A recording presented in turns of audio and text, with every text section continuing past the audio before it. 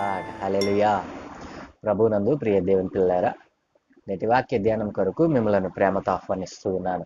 నేటి వాక్య ధ్యానముగా తెల్లవారుజామున ప్రార్థిస్తే కలిగే ప్రయోజనాలు ఏమిటి? తెల్లవారుజామున అంటే వేకువనే లేచి ప్రార్థించడం వలన కలిగే ప్రయోజనాలు.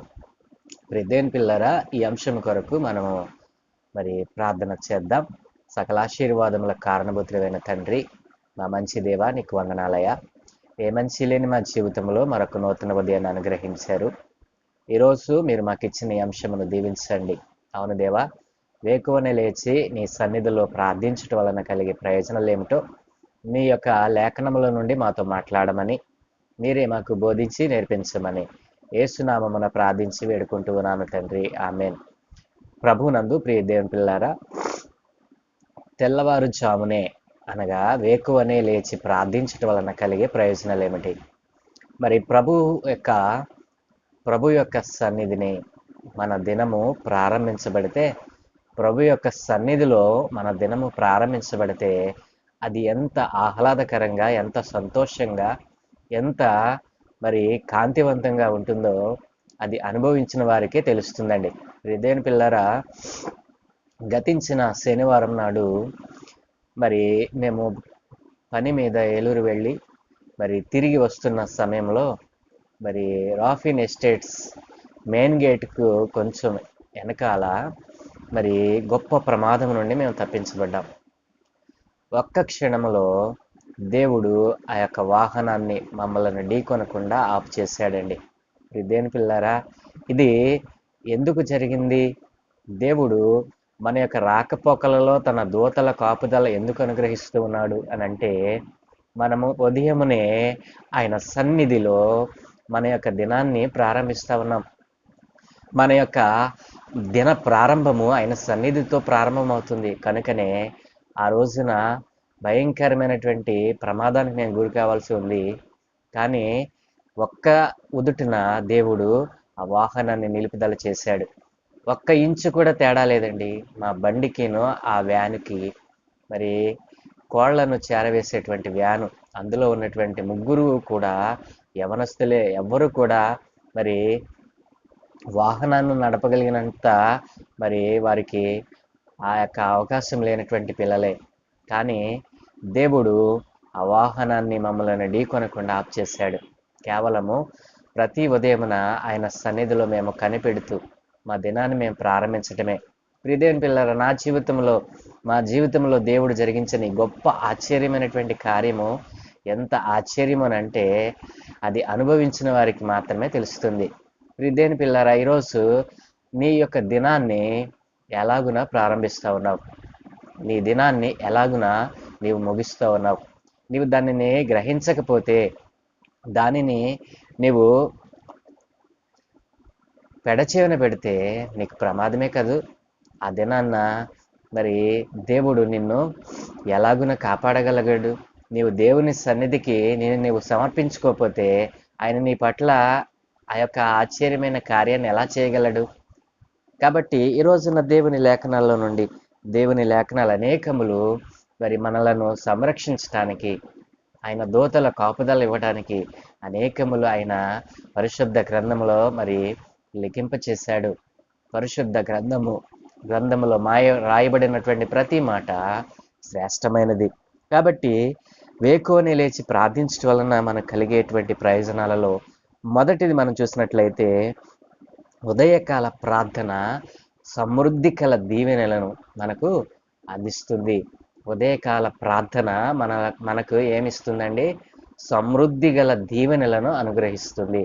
దేవుని పిల్లరా, 90వ కీర్తన 14వ వచనంలో భక్తుడు అంటాడు కదా, ఉదయమున నీ కృపతో మమ్మను తృప్తిపరచుము, అప్పుడు మేము మా దినములన్నీ ఉత్సాహించి సంతోషించేదము అని భక్తుడు అంటూ ఉన్నాడు.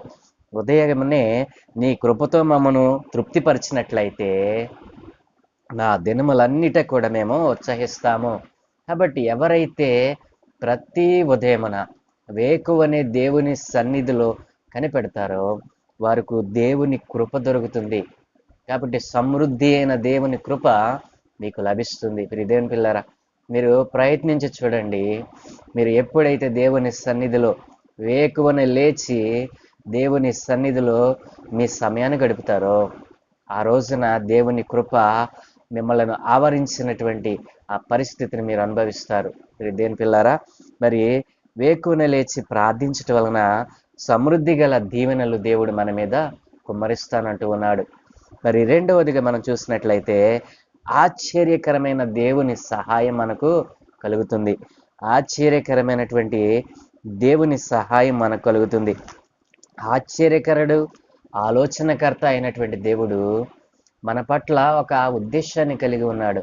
ఎప్పుడైతే నీవు ఉదయమనే ఆయన సన్నిధిని కనిపెడతావో నీ పట్ల ఆయన ఆశ్చర్యకరమైనటువంటి మరి అద్భుతాలను చేయడానికి దేవుడు ఇష్టపడతా ఉన్నాడు.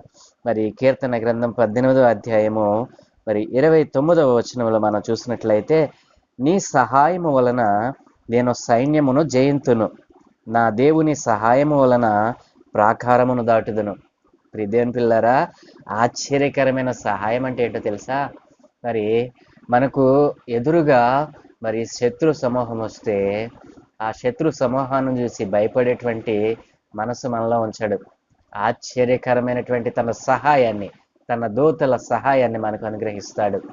కాబట్టి మనం ఏం చేస్తామంటే అండి, మరి ఆయన సహాయం వలన సైన్యమును జయిస్తామంట. నీ ఎదుట ఎంత బలమైన సైన్యమన్నా ఆయన సహాయం వలన మనం దాన్ని ఎదిరించగలం. నీ కుటుంబంలో ఏ విధమైనటువంటి మరి అవరోధం ఉన్నా, నీ కుటుంబంలో ఏ విధమైనటువంటి శోధన ఉన్నా దానిని దేవుని సహాయం వలన జయించగలం. ఎప్పుడో తెలుసా? నీ సమయాన్ని మరి వేకువని లేచి ఆయన సన్నిధిని నీవు మరి ప్రార్థించినప్పుడు, ఆయన సన్నిధిని నీవు కనిపెట్టినప్పుడు నీవు దేవుని సహాయాన్ని, ఆశ్చర్యకరమైన ఆయన సహాయాన్ని పొందుకోగలం. దేవుని పిల్లారా, మరి వేకువని లేచి ప్రార్థించటం వలన మనకు కలిగేటువంటి మూడవ మరి ప్రయోజనం ఏమిటో చూద్దాం. మూడవ ప్రయోజనము గొప్ప నిరీక్షణ. దేవుడు మరి ఏకువని లేచి ఆయన సన్నిధిలో మనం కనిపెట్టినప్పుడు మనకి గొప్ప నిరీక్షణ, గొప్ప మరి ధైర్యమును దేవుడు అనుగ్రహిస్తానంటున్నాడు. గొప్ప నిరీక్షణ, గొప్ప ధైర్యము మనము దేవుని సన్నిధిలో కనిపెట్టినప్పుడు మనకు మరి దొరుకుతుంది. దేవుని పిల్లరా, మరి సామెతల గ్రంథము 14వ అధ్యాయము మరి 26, 28 వచనాలు మనం చూసినట్లయితే, సామెతల గ్రంథం 14వ అధ్యాయము 26, 28 వచనాలు. 26వ వచనము, యెహోవా యందు భయభక్తులు కలిగి ఉండుట బహు ధైర్యము పుట్టించును. యెహోవా యందు భయభక్తులు కలిగి ఉండుట ఎట్టిదో మనము దేవుని సన్నిధిలో కనిపెడితే మనకు తెలుస్తుంది. కాబట్టి ఎవరైతే యెహోవా యందు భయభక్తులు నిలుపుతారో వారికి దేవుడు గొప్ప బహుధైర్యాన్ని కలిగజేస్తాడంట. బహుధైర్యము, గొప్ప ధైర్యము. దేవుని పిల్లరా, ఇది దేవుని సన్నిధిలోనే మనకు దొరుకుతుంది. మరి అలాగుననే మరి 28వ అధ్యాయము 1వ వచనంలో కూడా దేవుడు మాట్లాడుతూ ఉన్నాడు. సామెతల గ్రంథము 28వ అధ్యాయము 1వ వచనంలో కూడా దేవుడు అంటున్నాడు, ఎవడును తరుముకుండానే దుష్టుడు పారిపోవును, నీతిమంతులు సింహము వలె ధైర్యముగా ఉంటారు. ఎవడను తరుముకుండానే సింహం పారిపోతుందంట. ఎప్పుడో తెలుసా? నీవు వేకువన లేచి దేవుని సన్నిధిని మొరపెట్టినప్పుడు దేవుడు నీకు గొప్ప ధైర్యాన్ని అనుగ్రహిస్తాడు. సింహమే నీకు ఎదురుపడినా ఆయన అంటున్నాడు కదా, ఎవడును తరుముకుండానే దుష్టుడు పారిపోతాడట. అలాగనే మరి సింహము వలె ధైర్యముగా గర్జిస్తాడట. ఎవడైతే దేవుని సన్నిధిలో కనిపెడతాడో వారు దుష్టుని నుండి తప్పించబడతారు. సింహము లాంటి క్రూర మొగాలు ఎదురైనప్పటికీ కూడా భయపడక ధైర్యంగా నిలబడతాడు అని దేవుని లేఖనం సెలవిస్తుంది. దేవుని పిల్లలారా, మరి వేకువన లేచి ప్రార్థించడం వలన ఎన్ని ప్రయోజనాలు ఉన్నాయా అంటే ఇవేనా అంటే ఇవే కాదండి, లెక్కలేనన్ని ఆశ్చర్యకరమైనటువంటి దీవెనలు, ఆశీర్వాదాలు మరి దేవుడు మన కొరకు దాసి ఉంచాడు. దేవుని పిల్లలారా, నీవెప్పుడైనా దేవుని సన్నిధిని వేకువనే లేచి ఆయన సన్నిధిని మరి నువ్వు ప్రార్థిస్తూ ఉన్నావా? ఆయన సన్నిధిని గడుపుతూ ఉన్నావా? ఇంతవరకు నీ జీవితంలో మరి వేకువనే లేచి దేవుని సన్నిధిని గడిపేటువంటి అనుభవం నీలో లేదేమో. మరి మమ్మలను కాపాడినటువంటి దేవుడు మిమ్మలను కూడా కాపాడగలటానికి మరి ఆసక్తి కలిగి ఉన్నాడు కదా. మరి రక్షింపబడినటువంటి నీ జీవితంలో దేవునితో సహవాసాన్ని కలిగి లేకపోతే నీ జీవితంలో నీవు అనుకున్నవి సాధించలేకపోతున్నావంటే కారణం ఇదే కదూ. కాబట్టి ఇప్పుడైనను ప్రభు సన్నిధిలో వేకువనే లేచి నీ దినాన్ని ప్రారంభించకముందే ఆయన సన్నిధిని మనం గడిపినట్లయితే దేవుడు మనకు గొప్ప సమృద్ధి కల దీవెనలను ఇస్తానంటున్నాడు. ఆశ్చర్యమైనటువంటి దేవుని యొక్క సహాయాన్ని అనుగ్రహిస్తానంటున్నాడు. గొప్ప నిరీక్షణ, గొప్ప ధైర్యమును మనకు అనుగ్రహిస్తానంటున్నాడు దేవుడు. మీ జీవితాలలో ఆ రీతిగా మీరు ప్రభు సన్నిధిలో కనిపెట్టి ఈ దేవుడిచ్చేటువంటి ఈ ఉచితమైన ఆశీర్వాదాలను, ఈ గొప్ప నిరీక్షణను, గొప్ప ధైర్యమును, దేవుని సహాయాన్ని, సమృద్ధికర దేవుని దీవెనలు మీరు పొందుకోవాలని ప్రభు పేరు మనం చేస్తున్నాను. ఆ రీతిగా ప్రభు మిమ్మలను సిద్ధపరచునుగాక. దేవుడు మిమ్మలను దీవించునుగాక. ఆమేన్. సకల ఆశీర్వాదముల కారణభూతుడైన తండ్రి, మా మంచి దేవునికి వందనాలయ్యా. నీ సన్నిధిలో కనిపెడితే మా దినాన్ని నీ సన్నిధిని గడుపుతూ నైనా మా దినాన్ని మేము నీ సన్నిధిలో మొరపెడుతూ నైనా ఎప్పుడైతే మేము ప్రారంభిస్తామో అయ్యా ఆశ్చర్యకరమైన అద్భుతమైన దీవెనలు కుమ్మరిస్తానని నీవు సెలవిచ్చావు నాయన. సమృద్ధికరమైన దీవెనలు నీ సన్నిధిలోనే మాకు దొరుకుతాయి. కాబట్టి నాయన ఇదిగో తండ్రి, ఎవరైతే ప్రియమైన నీ పిల్లలు నాయన, ఎవరైతే ఈ రోజున నాయన వాటిని తెలుసుకొని ఈ గొప్ప విషయాన్ని తెలుసుకున్నటువంటి నీ పిల్లలు నాయన, ఎవరైతే నాయన రేపటి దినము నుండి నాయన నీ సన్నిధిలో నాయన వారి దినాన్ని ప్రారంభించడానికి, నీ సన్నిధిలో కనిపెట్టడానికి వారు నిర్ణయం చేసుకున్నారు. వారి ఆత్మలన్నిటినీ రక్షించమని, ఇదిగో దారి తప్పి తొలగుతున్నటువంటి నాయన, దారి తప్పి తిరుగుతున్నటువంటి యవన బిడ్డలను, యవన కుమార్తెలను నేను మీ చేతులకు అప్పగిస్తా ఉన్నాను.